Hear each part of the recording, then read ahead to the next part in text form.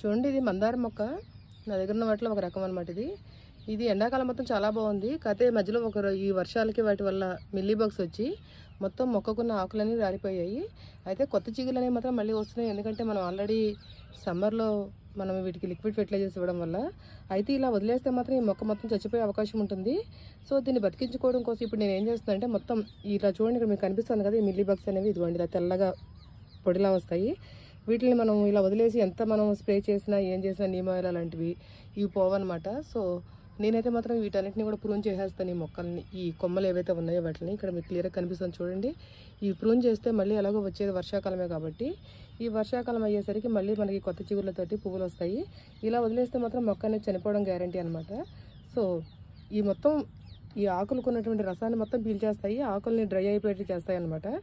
So నేనైతే ఇప్పుడు అలాగా ఎక్కడ వరకు అయితే ఉందో చూసుకుంటూ అక్కడ వరకు కట్ చేసేస్తున్నాను. ఇలా కట్ చేయడం వల్ల మనకి దీని నుంచి మనం ఈ పెస్ట్ అనేది తగ్గించవచ్చు. తర్వాత ఎలాగో నార్మల్గా మనం మళ్ళీ నీమ్ ఆయిల్ అవి స్ప్రే చేసుకుంటే మనకి కొత్త చిగుళ్ళతోటి మళ్ళీ పువ్వులు వస్తాయి. సో నేనైతే ఇలాగా వీటిని ప్రొటెక్ట్ చేస్తూ ఉంటాను. మొత్తం మనం ఫీల్ అవ్వచ్చు, అయ్యో మొక్క మొత్తం కట్ చేస్తున్నామని. కానీ మొక్క కట్ చేయకపోతే, హార్డ్ ప్రూన్ చేయకపోతే మాత్రం మొక్క మొత్తం చనిపోయే అవకాశం ఉంటుంది. సో మ్యాక్సిమం మనకి ఎంతవరకు అయితే అయిందో అవన్నీ కొమ్మలు తీసేసినట్టయితే కొత్త కొమ్మలతోటి మళ్ళీ చిగుర్లు వస్తాయి అన్నమాట. ఇవి ఎలాగో డల్ అయిపోతాయి, కొమ్మ పెరగనివ్వదు చెట్టుని.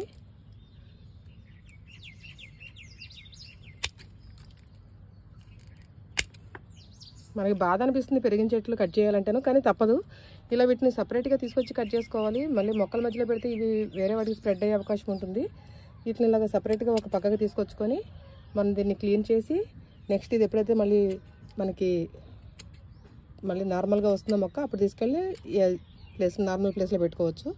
ఇలా మొత్తం దీనికి ఎక్కడ వరకు అయితే ఉందో అదంతా కూడా ఇప్పుడు చూడండి అలా తయారు చేసిన ఈ కొమ్మని. ఇంకెక్కడా లేదు దీనికి మ్యాక్సిమం పెస్ట్.